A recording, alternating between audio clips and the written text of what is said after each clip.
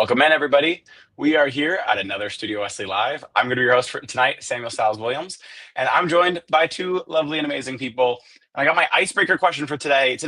On this Sunday, I've had a very chill day of not having any work to do. So, on that topic, I'm going to start with Taylor. Taylor, on a day off, if you have nothing else to do, what are you watching? What are you turning on the TV? What's your day look like? Hi. Okay. So when I have a day off, which is more frequently now since it's summer, um, what am I turning on? I think it kind of depends.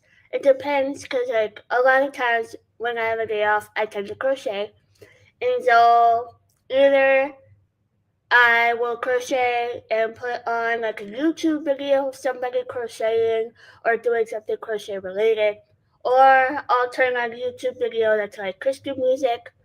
Or I'll turn on a regular TV show that I like to watch and crochet while doing that. But if I don't feel like crocheting, I will typically put like on a Food Network show or like select shows on TLC. Those are my kind of top two channels, or XTTV. So it kind of just depends, something in that. Depends on the mood, but all of them are still very like calm cottagecore kind of feeling. It sounds lovely, sounds chill on a day off. Yeah, it's not something aggressive or like hard Hmm. to get into. Something like lighthearted. Yeah. Amazing. Glad to have you here. Neil, same question. Your day off, which I know are few and far between. How you doing? What are you up to? A little bit like Taylor, it kind of depends for me. I watch a lot of YouTube. Like that tends to be my thing, but it's always like stuff in the background, right? Lately I've been getting into like, oh, there it goes, my camera's gone again. Joys, No. the joys of doing it live, ladies and gentlemen, and others. Anyways, you'll just have to. Oh, maybe I'm back. Nope, it's just a black screen. Well, either way, here I am. Uh, I watch a lot of YouTube, and it tends to, I'm trying to get into like learning things about coffee, so it's a lot of people talking about coffee stuff. I also really enjoy Alton Brown. He's been having this YouTube show called Alton Brown Cooks Food. And yeah, it's fun. Like, it's just kind of him in his house, with a lot of his usual quirks. And I've been trying to read books, trying to do a little bit more reading than looking at screens because I do enough of that. And I'm currently rereading the Witcher books because it's my favorite book series. And there's some new stuff coming next year. So I'm really excited for that. Love that. Even though we can't see you, glad to have you on. Um, Mine depends, again, it all depends on the mood, depends on the day. One of the things I always go back to is on a day off, especially if it's been like a while and I haven't done anything. At some point, like a documentary will come on, or like a long, like a video essay. I need something of like, I feel like I'm learning something, especially if I've like watched a TV show all day or something like that. Um, we'll often watch like some long form YouTube, just people talking, long podcasts, things like that. And then also trying to read a little bit more. I've not had time to read actual books in the last couple of days, but I've been still keeping up with my comic streak because I'm always trying to read comics and keep collecting. So super glad to have everybody on. Neil, I'm glad that you're back. I missed your face for a little bit. And with that, we are going to keep going right on ahead and jump into our highlights of the week.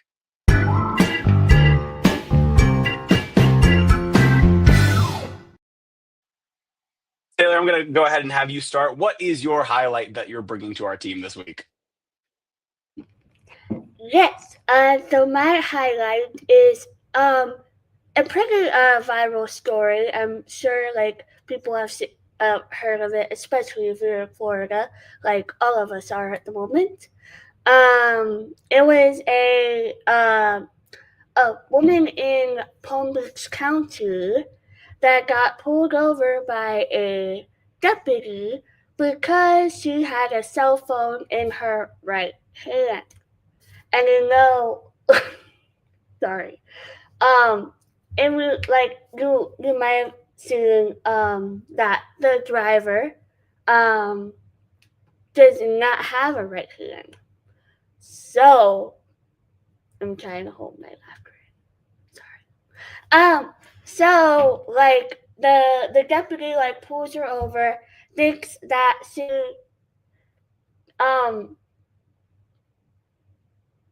sorry thinks that she has a phone in her right hand. Apparently she does not, and the driver like talked with the deputy about how she doesn't have a right hand. The the body camera interaction was recorded. I guess she got charged the $116 for not having a phone in her right hand, which is kind of crazy to me as a person that like is big on people with individuals with disabilities. But anyway, yeah, so she gets charged the $116 for the citation. And then ultimately, like the case was dismissed, thankfully. But she probably still had to pay that, which is kind of crazy, in my opinion. But it's just a like, I think it's a, although it's like a sad story to like witness, I think it's a good story because like it shows that we can't really like judge a book by its cover, just because you have the quick assumption like, oh, this person, somebody might have a phone in their hand, but they might not have a hand. They might have a limb difference. So, yeah, it was a good story to like look and read about. So yeah. Taylor, there's two additional like things that because I was also keeping up with that story, and a lot of people were like, why did he even feel the need to write the ticket? He could have had the funniest thing in the world, when she puts up, like her, the fact she doesn't have a hand, like he could have just laughed it off and be like, oh my god, I'm so sorry, but like he kind of like doubled down. But part of the reason that it got dismissed, aside from the fact that she does not have a right hand, is that he quoted the wrong part of the law. Like he said, it's illegal to have a phone in your hand. It's actually not illegal to have a phone in your hand while you're driving, like in Florida. Like it's not. So it's like he wrote her a ticket for having a phone in her hand, which he shouldn't have written her a ticket for, and she doesn't have a right hand. So he just had one of the most epic fails. That they wrote the ticket. Like she doesn't have a right hand. Like you could see that she doesn't have a right hand. Just My biggest thing about this story my biggest thing about the story when it first broke is before I even read about it, because like I've been following it a little bit, not as closely, but as soon as I saw like the headlines at first, I wasn't even surprised. I didn't have to look at the article to know like this was in Florida, wasn't it? Like 100%, this is somebody from our state who's citing the wrong part of the law and giving a citation to someone with no actual basis. It's such a Florida story, and I'm glad, like we said, that it had a happy ending. But wow, that this is how we're in the news, guys. So thank you, Taylor, for bringing us, and glad it had a happy ending. Glad we have a little bit of a lifting of our spirits. Because Neil, you have one that I know is a highlight, but also I know has some hard things with it. Yeah, so my highlight, I'm a big gamer, and recently there was it Gamescom? I think it was Gamescom. It's basically just like a giant like convention where a lot of video game developers come out and announce new projects. And a company, Sony Santa Monica, who are famous for like the Uncharted games and the God of War games, have announced there's going to be another God of War game, and it's going to be the first God of War game to not actually follow Kratos, who was the protagonist the whole time, for literally over a decade. Like he was the protagonist for the games, but this game is going to follow his wife, and her journey in the afterlife. It's called God of War Laufey because that's her name. She's sort of based on the Norse character of Laufey, and I am really, really excited for it personally. But the problem is the actual like trailer for the game itself, even though it looks amazing and is probably going to be amazing, is getting overshadowed by like this wave of frankly misogynistic comments, because people are like, oh, this series has gone woke, man, like, oh, God of War without the God of War, she's a woman, I don't want to play as a woman, man. And like people are just saying the worst things ever. Like they're trying to say that like that either the actress is ugly, or that maybe she's like, or that in real life she isn't, or that she isn't ugly, but like her character model is, or like something. And frankly, like, it's just disheartening, you know what I mean? It's like, and it's linked to so many like awful things in our world, like, like rampant misogyny, thanks to things like, the manosphere and like all this, where, and like, I don't understand why people are so like, just so quick to blame things on like women. Like, I know that it's been a problem for literally millennia, but I will never ever understand it. Like, if the game followed like his son, it's like people wouldn't whinge nearly as much. But the fact that it's like following his wife, like, oh, like this, the whinging is just like at a nuclear level. But I'm excited. I think it looks amazing. I think it's going to be great. And Lord knows I'm going to play it for hours and hours longer than I should. That's the like thing to highlight with this story the most. Like, because I watched the announcement and like saw the trailer separately, thought it looks really, really good. And then days later was like, oh, why is the internet still blowing up about this? Because like it looks phenomenal. It just, people on the internet are going to be awful when they can. And it's so disheartening because I hope it doesn't like tank the numbers for it. I hope people actually play it because it looks really good and the concept's really, really cool. But men on the internet are going to be men on the internet, and that sucks. And I just didn't even know what to do with the story. So I'm glad that you're bringing it up. But wow, it's just frustrating. With that, we're going to go on to my highlight of the week. And guys, somebody had to be the one to say it. It's crazy that I'm the one to say it. But guys, the Knicks won last night. Knicks in 5. We took it home. And what I really want to talk about with this story, I've talked about before on Studio Wesley. Like, I'm not that big of a sports person. I like sports, but don't keep up with anything.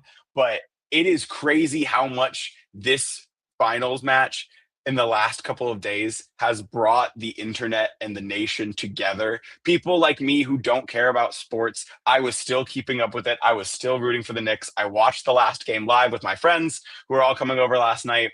We turned it on right at the end to make sure that we got all of the ending updates, see what was going to happen. We were all super, super pumped for it. And people online from all corners of the internet seem like they're coming together for this moment. Even celebrities who you don't think are into sports are still rooting for the Knicks, which is so interesting.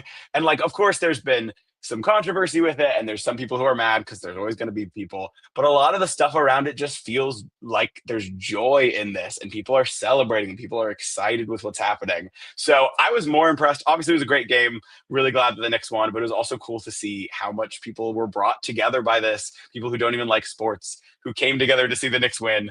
The memes about it are great, and it's been a cool couple of games to watch. With that, we are going to keep going. Neil, you have announcements today. I It know you're appears so I do. excited to do announcements. So very excited.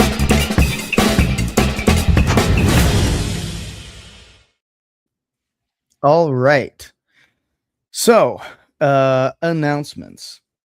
I get it up here, make sure I get it right. We have community group tonight at 7 p.m. After live through Zoom. For those of you who love joining us for a community group, be there or be square, as they say. And if you want, you can DM us for a link, and we will send you one, or you can find it in our Discord as well. And then we, can all sit around and gather and chat. I mean, not me. I won't be there. I have more things to do after this that are work related. But yeah, and that is basically all we got for today.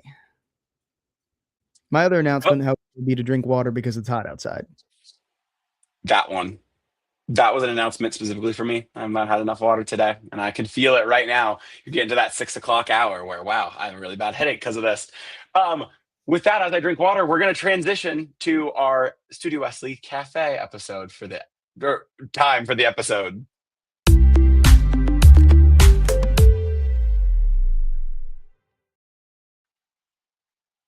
I wasn't lying when I said I was going to drink water. So for Studio Wesley Cafe today, I brought to the table two of my favorite people on the internet, Hank Green and John Green. Hank Green has a new episode of his new show, Humans, which is a new podcast he's doing. And the point of the show is to talk about humanity by interviewing people that he thinks have lived an interesting life. It is a very loose formatted show. It's an interview, but it's a conversation about deeper things. it feels very akin, if you guys have seen like Last Meals from Good Mythical Kitchen, where it is just a format to get people in the room to talk about life's big things. And I love Hank and John Green. I've grown up with the Vlogbrothers. The first episode is them two together. And Hank says in the beginning, like, it's weird that I'm starting this show about humanity with somebody that I've known my whole life. But the topics of conversation that they get into are so interesting. There's whole sections. It starts with a big question about, we are broadly in favor, we as in the Vlogbrothers, we are broadly in favor of humans. And this is kind of a countercultural idea. And they say, are humanity's best days behind them? Or do we live in like a hopeful, optimistic way of looking at humans? And they disagree and they talk about it. And the level of conversations and the level of disagreement that they have, I think, is part of why this show is going to keep being interesting, because as much as it is a really big topic, there's not really a format for it. He has questions prepared ahead of time. It is an interview, but the conversation kind of just goes from there. And the best way to learn about humans is just to let them talk about what they're interested in. So I loved the first episode. I was personally really moved. There's a whole section where John, who one of my favorite authors of all time, I've read everything he's made, talks about growing up watching Fame and what that's like, and talks about the battle between wanting success versus wanting stability versus wanting fame, and that the differences between those things. I think it was really moving because he's a very honest person when he talks about how he grew up, and he talks about the hard things he went through. He talks about how people online have taken all of the hardest parts of his life and made it reflect all of him. And he talks about, I don't always share things with people. And it's fascinating to see him and his brother talk about things. Some things stay offline, some things stay in the podcast, because John says, like, not everything I think and not everything I believe has to be put into my content. And that's something that a lot of big leaders struggle with. So I could rant about this episode for a long time. I could rant about both of them for a long time, but I want to hear what y'all have to say first.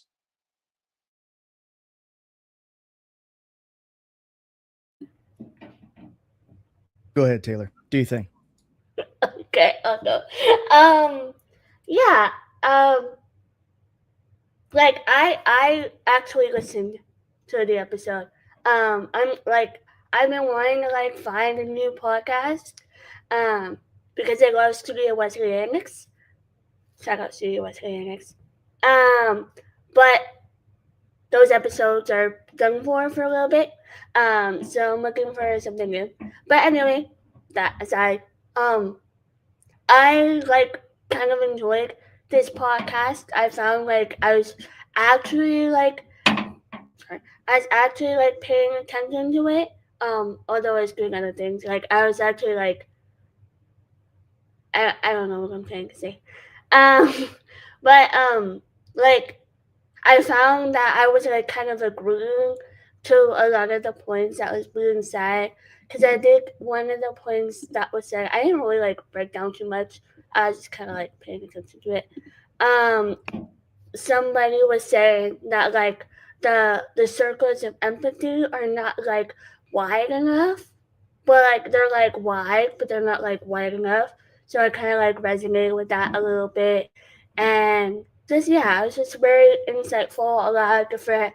They kind of like did a lot of talking in the hour and a half, but it was all like different things that are very like I think relatable in a way. I think I really resonated with John's point, like you said, Sam, of how like you want fame, you think you want fame, you think you want to be successful, but then is that gonna be beneficial for you in the long run? So yeah, this is very insightful, very good, and I plan on listening to more.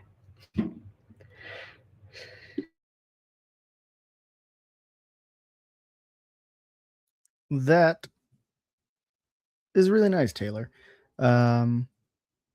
Yeah, I always appreciate when people talk about things like, like circles of empathy, like not being wide enough. I think that's kind of uh, a widespread issue that we kind of have in our world right now, is that people just aren't empathizing with each other anymore. And I have no idea what has exacerbated it so much over the last, I don't know, I guess decade. I mean, granted, there's like a whole pandemic in there that kind of ruined people's like social connections, right? I thought like, I think we all kind of thought in a way like it would maybe make us more appreciative for being in person. And I think for a while it did. I think a lot of people, for a while were like, oh man, like thank God, like, I can be around people again. But now that, it's been a few years and we've all just kind of settled back into life as, we lived it before. Um, I think that along with, like the internet just constantly being the internet has really just made people struggle with like empathy and whatnot. And going back to just like the concept of the show, right? Humans, right? I love these deeper, like kind of long form interviews. Like, like you were talking about, like last meals, it's like I've only watched a couple episodes. I really need to watch more. But like I mentioned Alton Brown earlier, I watched his. I really loved it a lot. And I thought it was a great episode. And it's just a great thing to, spend like, 35, 45 minutes watching or listening to. And it's super cool, like because whatever the things everyone picks is like always sentimental to them, and it opens them up to like all sorts of questions, and I love that we're now in this era of like interviewers actually asking good questions again, because I feel like I can, you can trace a lot of this back to people like Nardwar, right? It's like the way he would just do such deep research to like ask these musicians and other artists like these questions where you're like, how do you know that? Like, are you a cop? It's like, who have you talked to? And then, people like Nardwar really kind of like paved the way for folks like Sean Evans of Hot Ones, who's known for like, his like very detailed and well researched questions. And then yeah, now that's led us to things like last meals, and then well, even people who are doing like press junkets and whatnot for like actors and stuff on shows. Like there's this one guy, I can't remember his name, but he brings his film journal with him. It's the journal he keeps of every film he's ever watched, and then he'll ask the actor, whoever's in front of him, like a very like pertinent question. They're like, oh, that's actually a really good question. Yeah. But yeah, I haven't watched Humans yet. I do need to. It's certainly making a very long list of things I need to get onto. I think there's something to your point, Neil, about like this era of the internet that we're in with like long form stuff that are very conversational.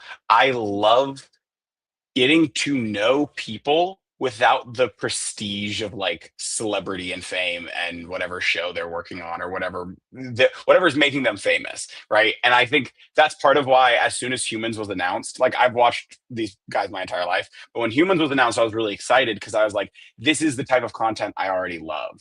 I love getting to watch interviews where people like take off the mask of like I'm a celebrity, I'm trying to promote something, and just like get to something real. And this show kind of forces that conversations. And a lot of their guest lists, they haven't released all of it, but a lot of Hank's guest lists are people who aren't super famous. And I think that's going to lead to these kind of conversations of just let's talk about deeper things because you're not trying to get the right question or get the right answer, that kind of thing. And I think we need a lot more of that. I think that is kind of how we expand our empathy. As part of it is just understanding that people are human, and all humans inherently kind of go through some of the same struggles and understand the same things about the world. So I love this. My little question that I wanted to bring about this episode and about this show in general is if you guys, the task of like trying to understand people, trying to get these better bridges of empathy and things like that, if you were able to interview someone, who are you interviewing and what's the question that you want to get to? In the spirit of this kind of like, I actually want to have a deep conversation. I actually want to know how you feel and how your brain works. Who are you interviewing and what's your first question? Neil, I'm going to start with you. Neil, who are you interviewing? Uh, like living or dead? Yeah. I would love to have had the opportunity to have sat down with Anthony Bourdain, and like, I mean, I don't even know like really what I'd ask him, like I think I would just want to sit and talk, Mhm. and just ask him about like, I mean, because like he documented so much of like his journeys and whatnot, and he was so like open about like all the places he traveled and all the things he experienced and the people he met. Um, and yeah, I don't know. I think what I'd ask him, I would just it feels so simple. I'm sure plenty of people, have asked him this over the years, but I just want to go, so what's next? You Mhm. know? And I think I would also be fascinated to sit down with people, who are living who were friends with him. Um, and I think I would like to ask, like, what's like what piece of him like still lives with you now? Because in a way, like him and sort of chefs of like people of like kind of that generation, like the food and beverage industry, are like I don't know, some of them are like kind of my heroes now. Not like the really kind of like pompous, like sort of, oh, look at me types, but the ones who are like grounded and they're like, no, like this is just about like making people happy. Mhm. Um, and yeah, that's something that like it's very easy to lose sight of in my world, but something I hold something I hold with much importance. And yeah, I think that's about it.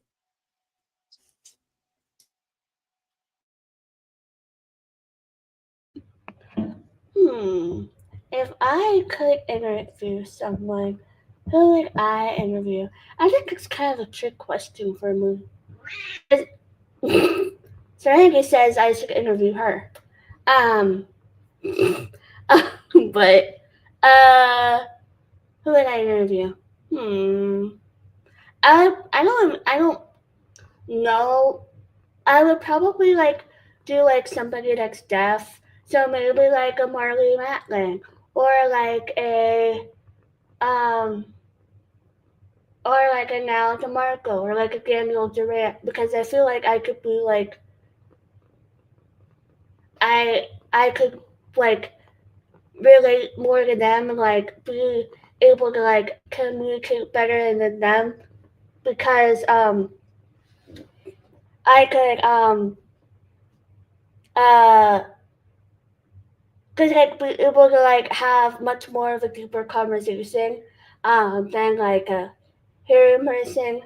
But I would just like be like just be like the real authentic and be like, oh, so like what's life like behind the scenes? Kind of like related to our like conversation of humans. Like what's life like behind the popularity and the fame that you have? Like what are you actually going through like behind the scenes? So that's my thought process.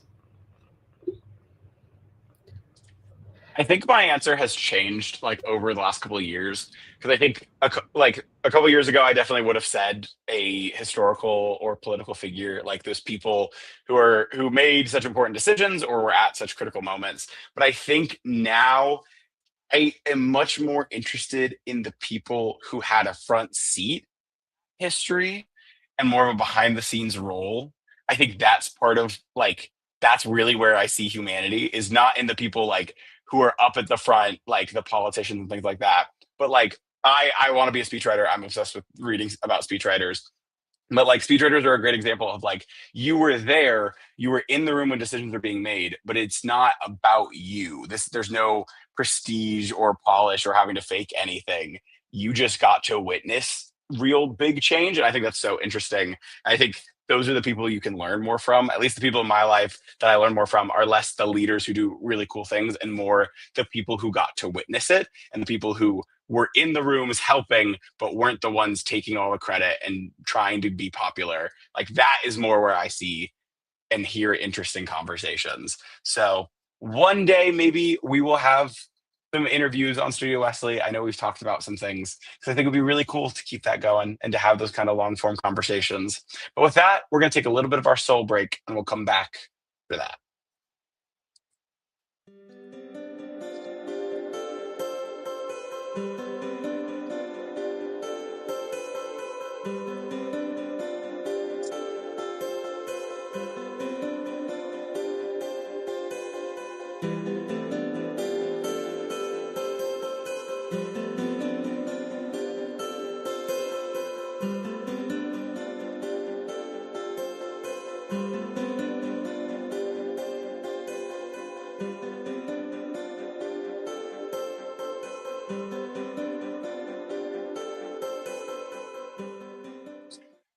As our music fades out, I want to thank you all for being on this episode today, and thank you all for watching and all the various platforms that we're on. We have a community group at 7, like Neil said, so please get on there. It's going to be an exciting time. And I think I want to close. Mike said I don't have to do a closing like Derek, but what if I do anyway, Mike? What are you going to do about it? I think a lot of the conversations we're having about humanity and about empathy and about connection right now, especially like Neil said, in a post-pandemic world, we are both in the most interconnected time and also the least connected time, it feels like sometimes. And so moments like this where you just get to hang out with people and talk about life, moments where we all get to join together in a community group and have some broader conversations about what's going on with all of us, I think are really important. So cherish them as much as you can and keep feeling that. And with that, everybody's going to say bye. Bye. Bye.